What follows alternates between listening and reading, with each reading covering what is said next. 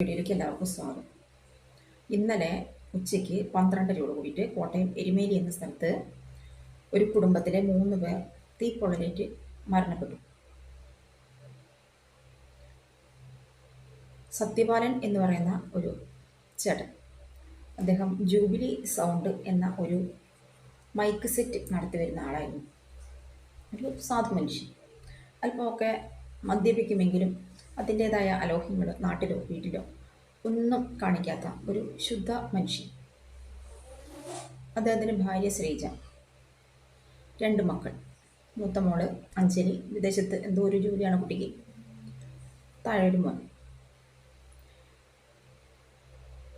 പ്രശ്നം എന്ന് പറഞ്ഞാൽ ഇത്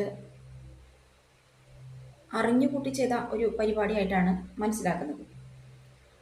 എന്തെന്ന് വെച്ചാൽ, ഈ അഞ്ജലി എന്ന് പറയുന്ന മോള് 29 വയസ്സുണ്ട് കുട്ടിക്ക്. അയൽവക്കത്തെ ഒരു പയ്യനായിട്ട് സ്നേഹത്തിലാണ്, പ്രേമത്തിലാണ്, പ്രണയത്തിലാണ്. ഈ പയ്യൻ ഈ സത്യപാലിൻ്റെ കടയിലെ ഒരു ജോലിക്കാരനാണ്.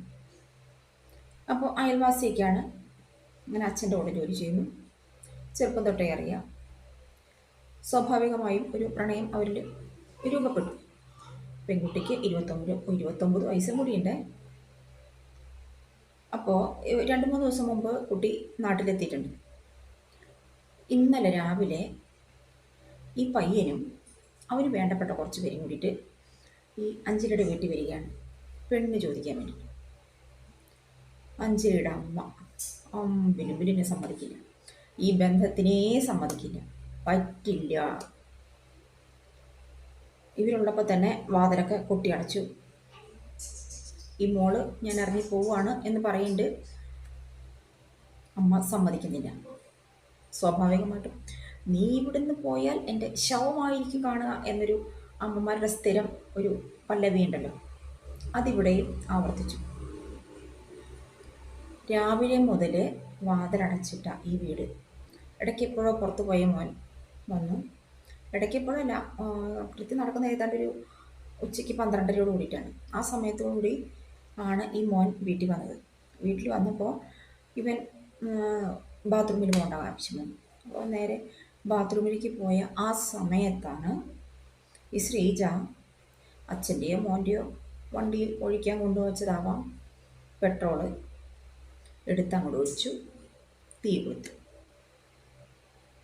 വല്ല കാര്യമുള്ള കാര്യമാണോ? ഒരു ദേഷ്യത്തിനടുത്ത് കെട്ടിച്ചാടിയാൽ 9 ദേഷ്യത്തിന് അവിടെ നിന്ന് കയറി വരാൻ പറ്റില്ല എന്നൊരു പഴമക്കാർ പറയും. അത് തന്നെയാവും ചിലപ്പോൾ ഇവിടെയും സംഭവിച്ചിട്ടുണ്ടാവും. ചിലപ്പോൾ ജാതിയിൽ എന്തെങ്കിലും വ്യത്യാസം ഉണ്ടാവാം.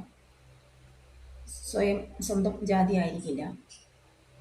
അല്ലെങ്കിൽ ഈ മകളെ കുറച്ചു കാലം കൂടി പുറത്തയച്ച് കുറച്ചും കൂടി പൈസ സമ്പാദിക്കാം. എന്നാൽ അത്ര നല്ല വീടൊന്നും അല്ല കേട്ടോ. വീടൊന്നും നല്ലതാക്കിയിട്ടൊന്നും ചെയ്തിട്ടുള്ള വീടൊന്നുമല്ല, പഴയ. അപ്പോൾ ഈ മോള് കുറച്ച് കാലം കൂടി വിദേശത്ത് ജോലി ചെയ്തിട്ട് ചിലപ്പോൾ വീടൊക്കെ നല്ലപോലെ ഒന്ന് പണിയാം, അങ്ങനെ എന്തെങ്കിലുമൊക്കെ പ്ലാനും പദ്ധതികളും ചിലപ്പോൾ ആ അമ്മയ്ക്ക് ഉണ്ടാവാം. അമ്മയുടെ ആ ഒരു പിടിവാശിയിൽ അച്ഛനും അങ്ങോട്ട് ആയിപ്പോയി, മോളൊറ്റയ്ക്കായി. ആ സമയത്താണ് മോള് ചിലപ്പോൾ എന്തെങ്കിലും ഞാൻ പോകും എന്നെങ്ങാനും കുറച്ച് പറഞ്ഞിട്ടുണ്ടാവാം. അമ്മ ഓടി ചെന്നിട്ട് പെട്രോൾ എടുത്ത് മേത്തൊഴിച്ചു, തീ കൊളുത്തി.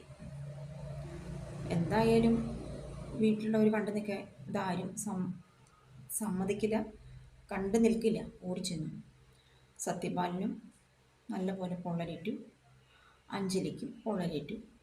ശ്രീജ എന്ന് പറയുന്ന ഈ അമ്മ, ഈ വീട്ടമ്മ തൽക്ഷണം മരിച്ചു, പൊള്ളലേറ്റ് മരിച്ചു.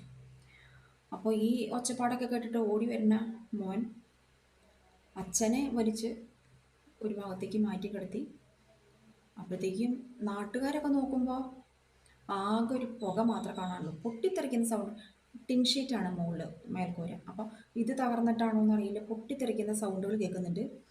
പിന്നെ ഒന്നും കണ്ടുകൂടെ, പുകയാണെന്നാണ് പറയുന്നത്.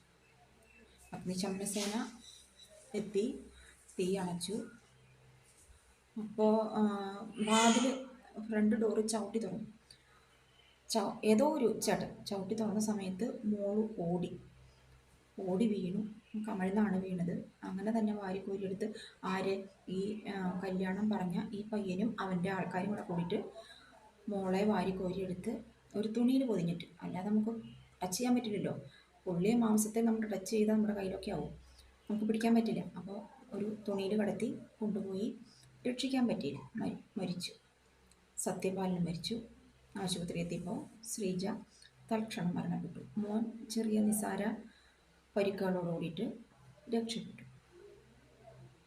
എന്തിനായിരുന്നു ഇതൊക്കെ? ഈ അമ്മ എത്ര വാശി പിടിക്കേണ്ട കാര്യമുണ്ടോ? അയൽവാസിയാണ്, അച്ഛൻ്റെ കൂടെ ജോലി ചെയ്യുന്ന ഒരു ചെറുപ്പക്കാരനാണ്.